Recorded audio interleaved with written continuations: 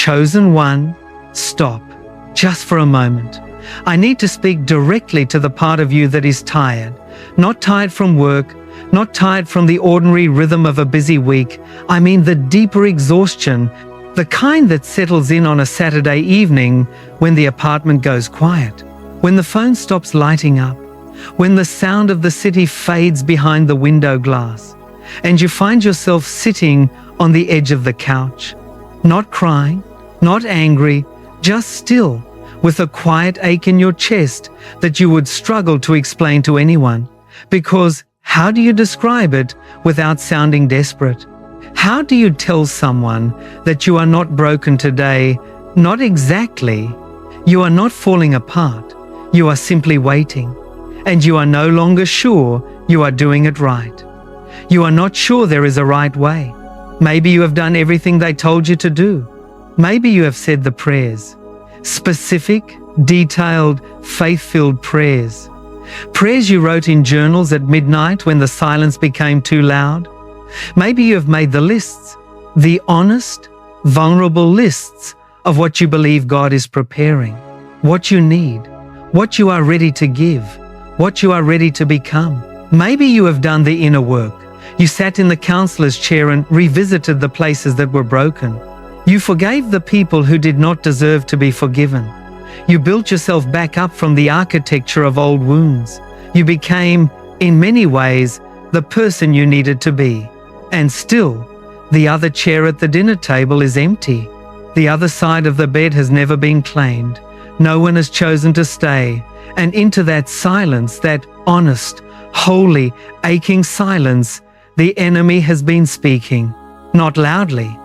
He never works loudly in this particular territory. He works quietly. He works with a slow drip of suggestion. He uses the distance between where you are and where you want to be to whisper a story. And the story goes like this. Maybe it is not coming. Maybe the season passed while you were looking in another direction. Maybe you waited too long to become who you needed to be. Maybe there is something inside you, something invisible, unreachable, something no amount of prayer, healing, or growth will ever fix, that makes you someone who loves without being loved in the same way. And I am here to tell you something with absolute clarity. That story is a lie. It is not a misunderstanding or a slightly inaccurate narrative that needs gentle correction. It is a deliberate, precisely engineered, spiritually motivated lie, designed specifically to keep you shrinking in the season right before everything changes. C.S. Lewis, who understood love and longing with a depth few writers have ever reached, wrote these extraordinary words in The Four Loves. To love at all is to be vulnerable. Love anything and your heart will be wrung and possibly broken. He did not say love was easy. He did not say that those who were made for love would find it without cost. He said to love is to become vulnerable. And here is what that means for you. The love that is coming for you will not arrive as a reward for having perfectly protected yourself. It will arrive as an answer to the vulnerability you have dared to carry, the longing you have refused to bury, the belief you have held on to even when the evidence pushed back against it. That longing is not a sign of your inadequacy.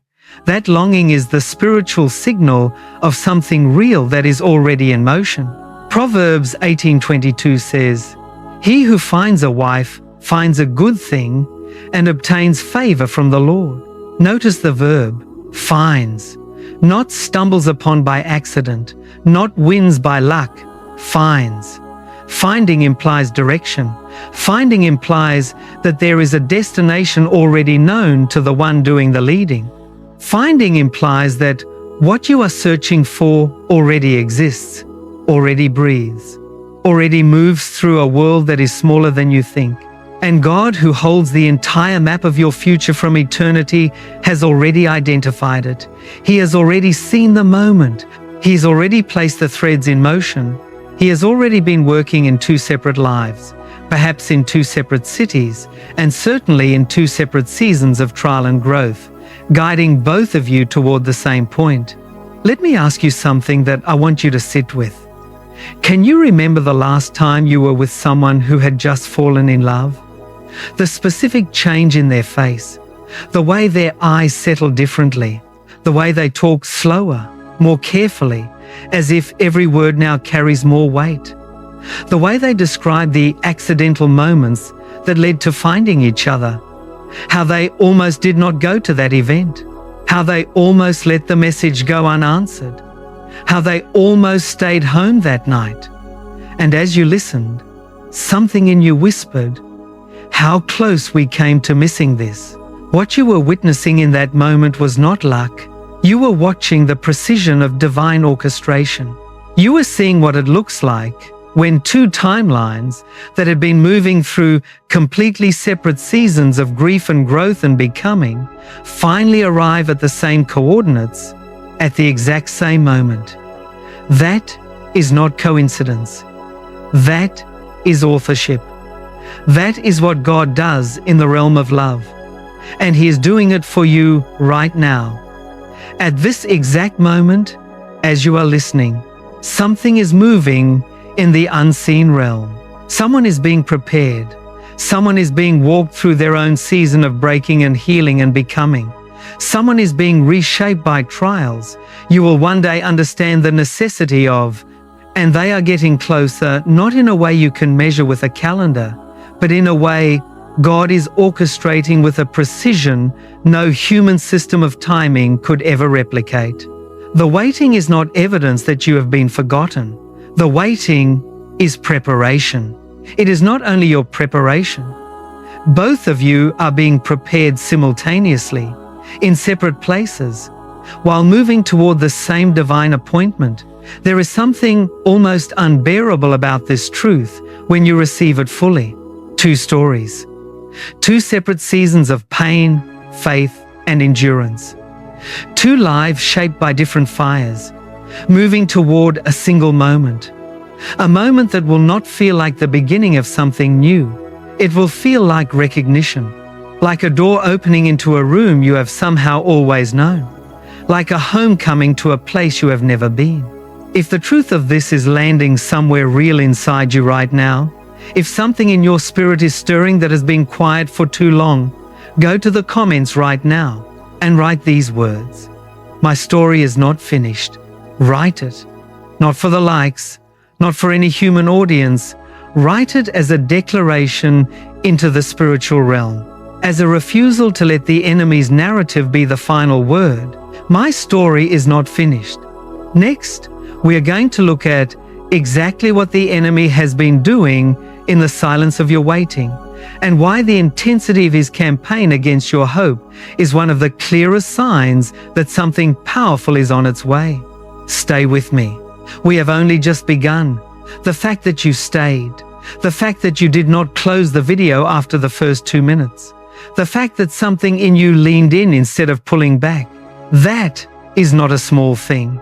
There is a part of you, the part that has been carrying this hope long past the point where most people would have set it down, that is still listening, still open, still daring to believe that what you are waiting for is real.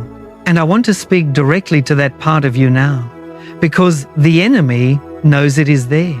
He knows that hope is still alive in you. And it is precisely because that hope is still alive that he has been running a very specific campaign against it. He has not come at you with bold, obvious attacks. He has come at you with language, with narrative, with the slow accumulation of small suggestions that sound almost reasonable, almost true. Let me name them for you, because naming them is the first step to refusing them. The first lie goes like this: you are running out of time. It arrives in different packages depending on the season. When you are in your late 20s, it sounds like this: you should have figured this out by now. When you are in your 30s, it changes its costume slightly. Everyone your age is already settled. You are the only one still wandering. When you are past 40, it becomes even sharper. It is too late to build what you wanted. The window is closed. And the lie is clever because it uses real observations, real timelines, real comparisons. The friend who got married at 24, the cousin who has 3 children by 30, the co-worker whose love story arrived in what felt like no time at all, and the enemy takes those real observations and builds an argument from them. An argument that says, if it were going to happen for you, it would have happened by now. But that argument has a fatal flaw. It assumes that God works on the timeline the world has decided is acceptable. It assumes that divine love follows the schedule of human expectation, and it does not. The second lie sounds like this: there is something fundamentally wrong with you. This one is the most personal, the most painful, because it attacks not the timing but the person. It says, it is not that the right person hasn't arrived yet. It is that when the right person looks at you closely enough, they will find the thing that disqualifies you, the pattern you have not been able to break, the wound that never fully healed, the way you sometimes pull away when you should move closer, the version of yourself that still appears when you're afraid. And the lie says, that version of you is the real you, and the real you is too much, or not enough, or both simultaneously. Can I tell you what that lie is actually saying? It is saying that God made a mistake when He made you, that the very specific, intricate, irreplaceable person you are was too complicated for the love He designed. And that is not theology. That is the voice of hell trying to convince you to disqualify yourself from a gift that has already been prepared. The third lie is the quietest, and perhaps the most devastating. It arrives on a Tuesday evening when you are scrolling through your phone. You are not even particularly thinking about it. You are just moving through the feed, and then you see it.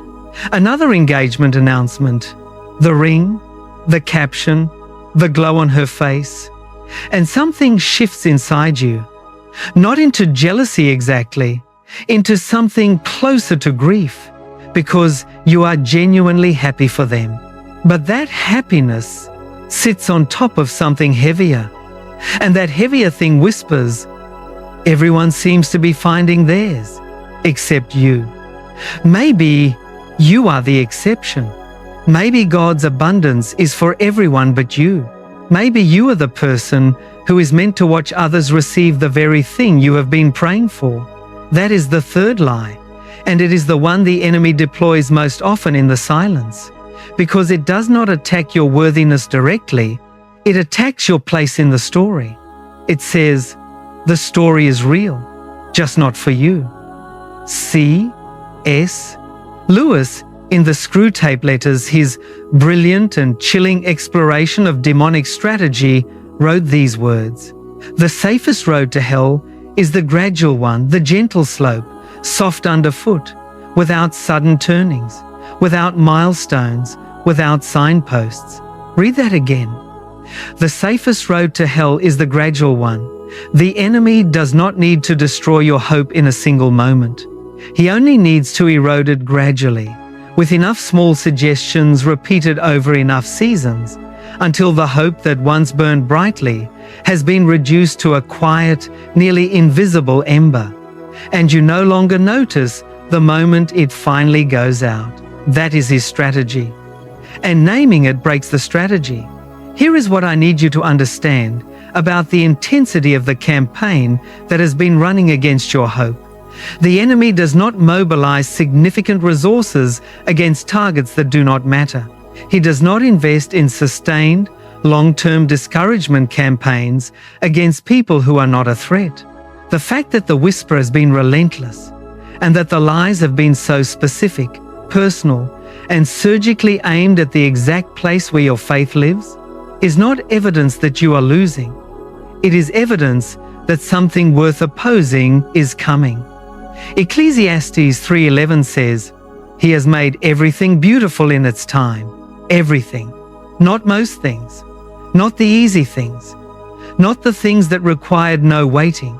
Everything, including the specific, named, detailed love story that has your name written into it. It is being made beautiful in its time, not in your timeline, not in the world's timeline, in the time that God, who sees the end from the beginning, has determined is the moment of fullness, the moment when both of you will have become exactly who you needed to be to receive what is already coming. If the shape of these lies is becoming clear to you right now, if something is being dismantled in the quiet of this moment, go to the comments. Write this declaration: I will not surrender my hope. Write it, not because you feel it fully yet. Write it because it is true, even when it does not feel true. I will not surrender my hope. Next, we are going to talk about something even more specific: the preparation. The sacred, unseen work God is doing in you and in them during this season of waiting that feels like delay, but is actually the most important work of your life. Stay with me. Let me be honest with you about something. The preparation I'm about to describe is not comfortable. It is not the kind of thing you would choose if God handed you a menu of options. It is not the serene, peaceful, undisturbed becoming that we picture when we talk about growth. It is happening in the middle of ordinary days, in the middle of disappointments that did not have to be so painful, in the middle of the friendships that ended before you understood why, in the middle of the seasons when you made decisions from fear instead of faith and discovered what that cost you, in the middle of the relationships that almost became the real thing but did not, and left you sitting in the quiet of their absence, wondering what you were supposed to learn. Here is what I believe God is building in you in this season. Not a perfected version of yourself, not a flawless human being who has resolved every wound and eliminated every fear. He is building depth, the kind of depth that only comes from sitting with longing long enough to understand what you actually need, not just what you thought you wanted. There is a version of you that could have received love at 22 and loved that person well with everything you had at 22. But that version of you could not have offered what you are able to offer now, could not have stayed with a kind of steadiness you have earned through years of learning what it means to remain, could not have known with the particular wisdom you now carry how to love someone through the parts of them that are not easy. The patience you have developed in this season, the self-knowledge you have gained through the relationships that did not work, the clarity about who you are and what you actually need. These are not consolation prizes for the years that felt wasted. These are the very things that will make the love that is coming sustainable. C.S. Lewis wrote these words in Mere Christianity, words I have returned to many times. God knows our situation. He will not judge us as if we had no difficulties to overcome. What matters is the sincerity and perseverance of our will to overcome them. Sincerity and perseverance. Not perfection or arrival at a finished state, but the sincere will to keep overcoming and the perseverance to keep moving toward it. That is what this season is developing in you. Let me give you a very specific picture. Think about a person who, a few years ago, made most of their major decisions from fear. Fear of being alone, fear of missing out, fear of being left behind. And because they operated from fear, they moved too quickly. They committed to things before they were ready. They accepted less than they deserved, because less was better than nothing. They shrunk themselves to fit into spaces that were too small for them. And gradually, through the painful education of consequence, through the heartbreak that came from settling, through the hollowness that followed each compromise, they began to learn something. They learned to recognize the difference between genuine connection and the mere relief of not being alone. They learned to wait for the real thing instead of accepting the approximation.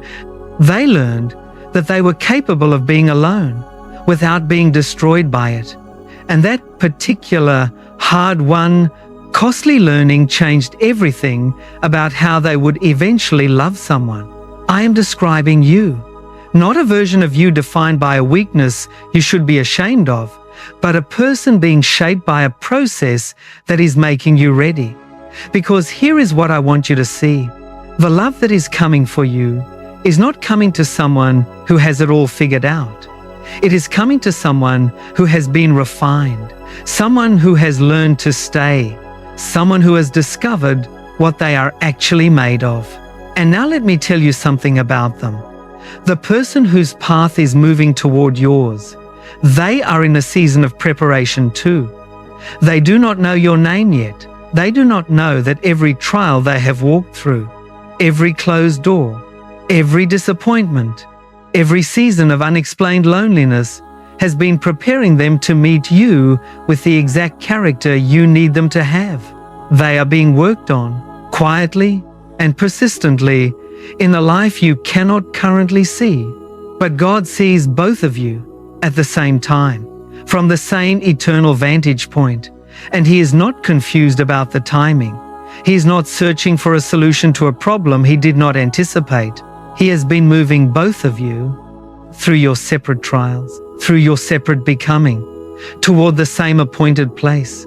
Romans 5:3-4 says, "We also glory in our sufferings, because we know that suffering produces perseverance, perseverance character, and character hope." Suffering produces perseverance, perseverance produces character, character produces hope. Do you see the architecture of what is happening in you? The suffering of this season is not random. It is producing something. The waiting is not passive. It is generative. It is building in you the perseverance that will allow you to stay when loving someone becomes difficult. The character that will allow you to be trusted with someone else's most fragile parts. The hope that will anchor you when the love that finally arrives encounters its first real storm. And love always encounters storms. The love that will last is the love built by two people who already knew how to endure. Two people who had already learned that the difficult thing is worth staying for. Two people who had already practiced in separate seasons what it means to remain when everything in you wants to leave. You are in that school right now. It does not look like a school. It looks like a Saturday evening alone. It looks like another unanswered prayer. It looks like another year passing without the thing you most want arriving. But it is school, and everything you are learning in it will be used in the love that is already on its way. If you can receive this today, if something in you is willing to see the waiting not as punishment, but as preparation, go to the comments. Write this declaration. I am being prepared for something greater. Write it, not as a wish, as a claim on the truth of what this season is actually doing in you. I am being prepared for something greater. Next, we are going to talk about the signs. The specific, recognizable signs that what you have been waiting for is closer than you think. Stay with me. We have been talking about preparation, about the sacred, two-sided work God is doing in you and in them simultaneously through separate seasons.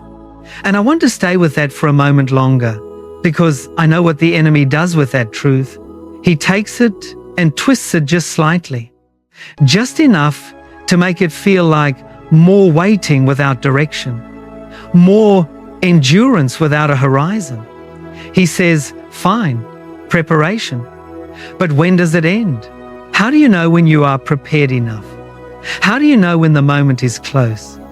And I want to answer that question not with vague spiritual language, with specific, recognizable things you may have already noticed in yourself and dismissed as insignificant. The first sign is this: your standards have changed. And not in the way the world talks about standards, not a checklist of requirements that has grown longer and more demanding, I mean something deeper, something quieter. The version of you from 3 years ago would have stayed in certain situations, relationships, and conversations that you now leave without needing to explain yourself. Not because you have become cold or built walls, but because something inside you has developed a sensitivity to what is real. You have developed a tolerance for authenticity and a holy impatience with what is not. You no longer chase. You no longer perform. You no longer reshape yourself to fit into a definition of lovable that someone else decided for you. And if you are honest, you do not even fully understand when that shift happened. It was gradual, one boundary set and held, one conversation you did not follow into places you used to follow. One morning, you woke up and realized that the relationship that felt almost good enough was not even close, and you were at peace with that. That shift in you is a sign. It is not a sign of hardness, but of readiness. The second sign is quieter still, and it may feel strange to name. There is a readiness in you, an anticipation. Not the frantic, anxious kind you carried years ago when you operated from fear. Something different, something calmer. A settled expectation growing quietly in the background. Like a knowing that something is being arranged, that something is in motion, that the current season is a threshold, not an ending. C. S. Lewis described this sensation in Surprised by Joy, his memoir of the most persistent longing of his life. It is that of an unsatisfied desire, which is itself more desirable than any other satisfaction. Sit with that. An unsatisfied desire that is itself more desirable than any other satisfaction. What Lewis is describing is the quality of longing that signals the thing you are longing for is real. Not imagined or wishful thinking, but real. Because false longings feel hollow when you sit with them. They do not sustain themselves. They fade when you examine them closely. But the longing that keeps returning, the longing that never fully quiets, even when you try to silence it, the longing that lives underneath your productivity and your routines and your ordinary days, that longing is a compass, pointing towards something that exists, because God does not plant in us a longing for something He never intends to satisfy. He does not create in the human heart a need for this specific kind of love, and then withhold it from the very person who most deeply needs it. The third sign has to do with the people around you. If you look carefully, you will notice that in recent seasons, certain people have been quietly leaving your life, not dramatically and not always through conflict, but simply drifting. Connections that once felt essential that now feel distant without you knowing how. And at the same time, new people have arrived. People who feel more aligned. People who see you more accurately. People whose presence challenges you to be more fully who you actually are, rather than a managed, approved version of yourself. This is not random attrition. It is repositioning. God repositions the people in your environment before He repositions your life. He clears the space. He aligns the witnesses. He places around you the people who will confirm and support what is about to come, even before it arrives. Because love does not land in a vacuum. It lands in a life that has been prepared to receive it. The fourth sign is the most personal and the most telling. Your prayer has changed. The prayer you prayed in the earlier season of this waiting sounded like a request. Give me someone. Send the right person. Show me that it is coming. And that prayer was not wrong. It was honest. It was the prayer of a person who was longing and did not yet have the language for something deeper. But if you listen to the prayer that lives in you now, you will notice something different. It still asks, but what it asks has shifted. It is no longer only, give me someone. It has become, make me someone ready to be found. Make me ready to receive what I am asking for. Make me the kind of person who can hold what you are preparing. That shift in prayer is one of the clearest signs I know that a divine appointment is approaching. You do not pray for readiness when you have given up on the destination. You pray for readiness when, somewhere deep inside, you still believe the destination is real. Habakkuk 2-3 says, "For the vision awaits an appointed time. It hastens toward the goal, and it will not fail. Though it tarries, wait for it will certainly come. It will not delay." The appointed time, not the time you decided, not the time the world expected, the appointed time, which means it is already on a calendar you cannot see, but one that exists, and that calendar has your name on it, along with a date that has already been written.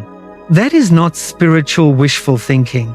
That is the promise of a God who operates outside of time, looking at both of your lives from eternity and saying, "There, that is the moment. That is when the two stories converge." If any of these signs feel familiar, if you recognize yourself in the shifting standards, in the quiet readiness, in the repositioned relationships, in the prayer that changed, go to the comments. Write this declaration. I feel it coming. Write it as a declaration of faith in the appointed time that is already written. I feel it coming. Next, we need to talk about one final essential thing. What to do while you wait. Not passively or anxiously, but in a way that makes the waiting itself a form of holy preparation. Stay with me. Let me ask you something honest, and I want you to sit with it before you answer. Have you been living in your life, or have you been waiting in it? There is a difference, and it matters more than almost anything else I am going to say today. Living fully in your life looks like this. You cook real meals for yourself, not because someone is coming over, not because there is someone to impress, because you are someone worth nourishing. You invest in the place you live. You hang the art you actually love. You plant the garden.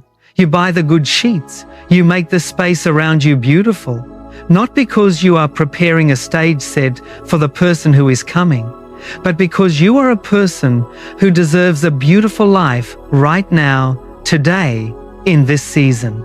Living as though your life is on hold looks different, and if you are honest, you may recognize it. Living on hold sounds like this. When start cooking properly, when she arrives. I will finally fix this place up. When I have someone to share it with, I will take the trip. When I am not alone anymore, I will stop putting everything on hold. Do you see what has happened in that version? You have made your own life conditional. You have decided that the full version of your existence, the version where you are fully present, fully invested, and fully alive, is only available once another person has arrived to validate it. And I need you to hear how profoundly that inverts the truth. Your soulmate is not coming to bring you to life. They are coming to find someone who is already alive. There is a story in the book of Ruth that has always moved me deeply. Ruth, in the depths of her grief, in the strangeness of a foreign land, and in a season of loss that would have broken most people, did not sit down and wait. She went to work. She showed up to the field. She made herself visible. She did not put her life on pause while she waited for Boaz. She lived. She worked. She brought honor to Naomi and built what she could with what she had. And in the middle of her active, faithful, beautiful presence in the world, Boaz noticed her. Not because she was waiting perfectly, but because she was living fully. Let me give you a very specific picture. Think of a person who has been single for 3 years. During those 3 years, they stopped cooking real meals, take out every night. Not because they cannot cook, because cooking for one felt pointless. They stopped going to the places they loved. The hiking trail they used to take every Saturday morning, the jazz club downtown, the art museum on Sunday afternoons. because all of those things had once been connected to the idea of someone else, and doing them alone felt like a kind of defeat. They stopped pursuing the creative project that had lived in their heart for years. The business idea they kept pushing to next year, the book they were going to write, the class they kept meaning to take. They were saving their full engagement for when life really started, for when the person arrived, and 3 years passed, and the person did not arrive, and the person standing at the end of those 3 years is not more ready for love. They are more withdrawn, more hidden, and more distant from the fullest version of themselves. And when love finally arrives, it will arrive to someone who spent 3 years learning how to disappear, rather than 3 years learning how to fully appear. C.S. Lewis made a distinction in the 4 loves that has never left me. He distinguished between what he called need love and gift love. Need love, he wrote, is the love that says, I need you, complete me, fill the space that is empty. Gift love is the love that says, I am bringing something to you. I am offering from what I have become. The love that will sustain you over a lifetime. The love chosen again and again through ordinary, difficult days is gift love. And gift love is only possible between 2 people who have something to give. 2 people who have not spent their waiting season contracting and hiding, but expanding, becoming, and growing into the fullness of who they were made to be. You cannot give what you have not cultivated, and you cannot cultivate in a season of waiting if you are spending that season as a person on pause. So let me ask you something specific. What have you been putting on hold? What dream have you been saving for when things are different? What version of your life have you been treating as the dress rehearsal for the real performance that will begin when someone finally chooses you? Because here is the truth. The real story has already begun. You are in it right now. And every day you spend in the waiting room of your own life, treating today as a placeholder for a better season that has not yet arrived, is a day of your actual story left unlived. The person who is coming for you is not looking for someone who put themselves on hold until they arrived. They are looking for a person who was so fully alive, so fully invested in their own becoming, so fully present to the beauty of their own life, that walking into that life felt like entering something real, something whole, something that did not need them to complete it, but invited them to add to what was already magnificent. Song of Solomon 8-4 says, do not arouse or awaken love until it so desires. Until it so desires. There is a season for love, a right time, and an appointed place. And the way you honor that season is not by stopping, not by contracting, not by living in the future you cannot yet see.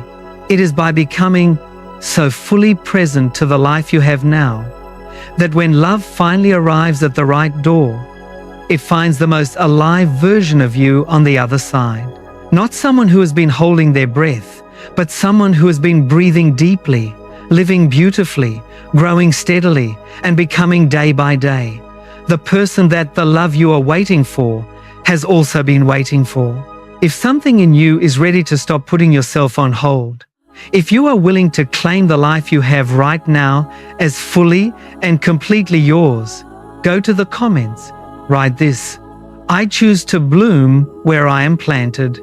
Write it, not as resignation to the current season, as a declaration of the fullness available to you in it. I choose to bloom where I am planted. Finally, we are going to bring everything together. And I'm going to speak something over your life that I believe will stay with you long after this video ends. Stay. We are almost there. We have come to the end of this message together, and I want to take a moment before I speak the final words to honor what that means. You stayed through every part of this message, through every place where another video could have pulled you away, through every moment Where the ordinary rhythm of your day could have interrupted, you stayed. And I do not think that is a small thing.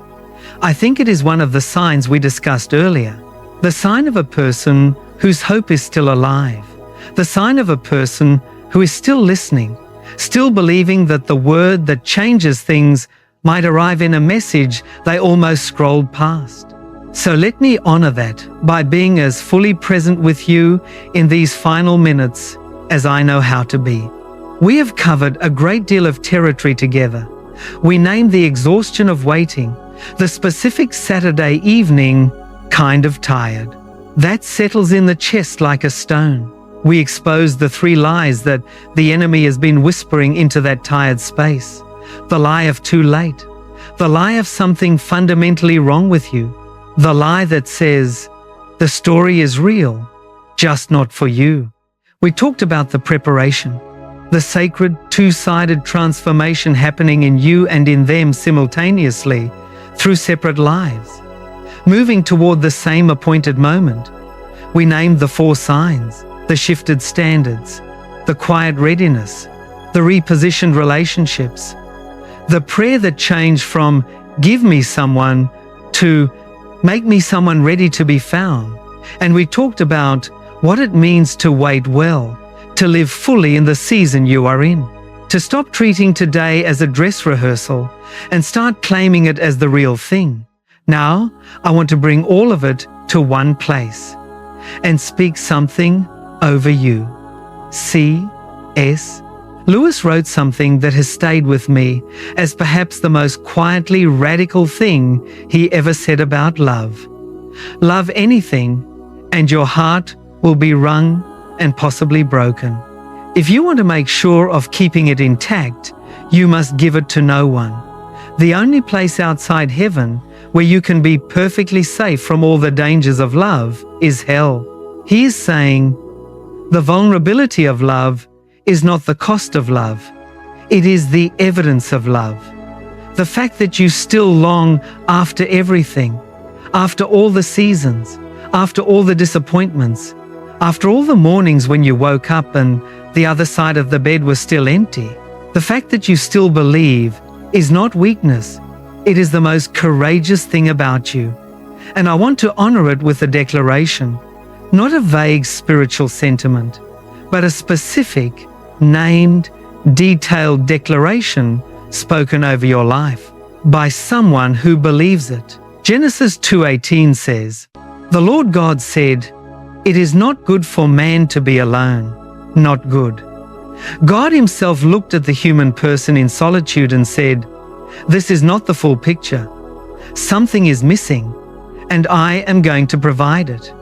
He did not say, "Figure it out yourself."